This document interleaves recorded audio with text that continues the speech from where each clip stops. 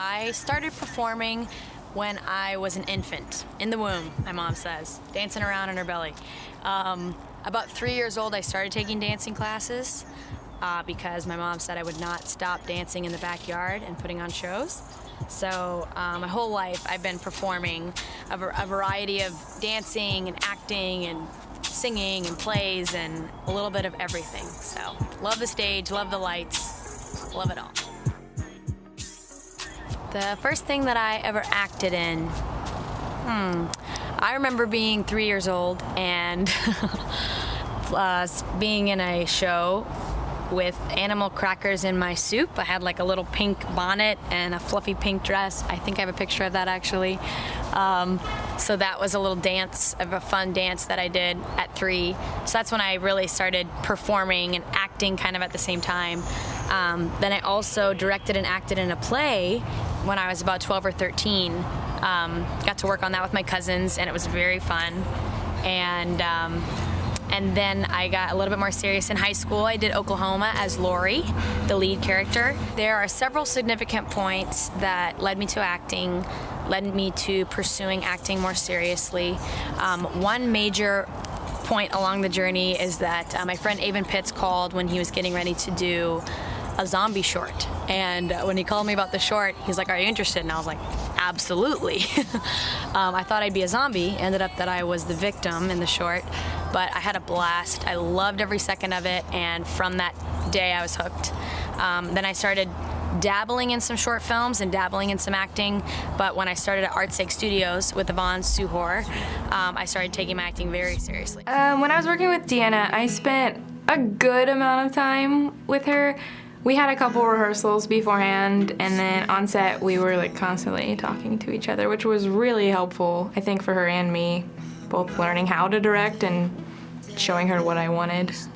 I was actually in auditions for another piece when I found her. She came in and I told her what I wanted and she gave it to me right away, so I didn't have to make any adjustments. And then I actually gave her a different adjustment just to see how well she could take direction. It wasn't something I really even wanted for the piece. And then she kind of blew me away with it. And I realized that she was really, really talented and that I knew I wanted to work with her. And that is why I chose her. I do hope that people get to learn something from our play, how to succeed in romance without really connecting. One of the things that Simon Needham said about finding your character is that when you found the shoes, you found the character. And I found that really interesting and wasn't sure that I could understand it until I made my character's shoes, actually. They're just a pair of black heels with like fluffy feather boa stuff on the front. And it just seemed perfect for Eva/Nikki. That she is so interesting because she has a very relaxed, chill personality, but puts on a very like ditzy girl for people's attention. And so these shoes are perfect for her. And I have to agree that when I found the shoes, I found the character. So I have Simon to thank for that, along with a lot of other incredible instruction that he gave. Walking in your character kind of gives this crazy body energy, helps you find the character as well. So we do a little bit of that to prepare before we go on for the show, and a couple other really fun tips and tricks. So, yeah. Smile and upload. Wow, this place has a great bohemian vibe. Is that sandalwood? It's You know, I never really do this. Do what? Show up at a guy's.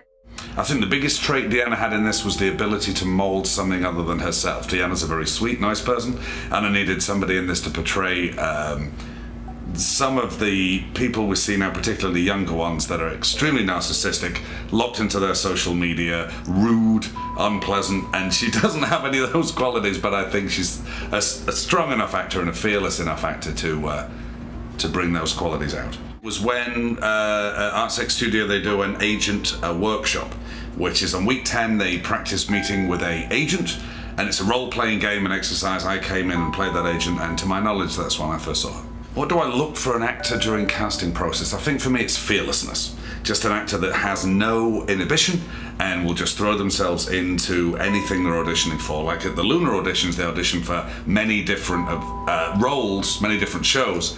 And it's really just in all of those, I'm not necessarily looking for the one I'm directing, I'm looking for, are they just fearless with what they're doing? One word of advice, if I may, I'd love to share that if there is something that you have in your heart that you're really interested in, that you think really makes you feel alive and something that you want to pursue, that don't hold back. Just go ahead and do it, even if it means certain consequences, even if it means that you might not have security. Security is overrated. So go ahead and live your dream, be an artist, whatever that might mean, whether that's working with computers or working in a kitchen or working on a stage, whatever it is, go for it. Okay, guys, Luna on 3. 1, 2, 3, Luna!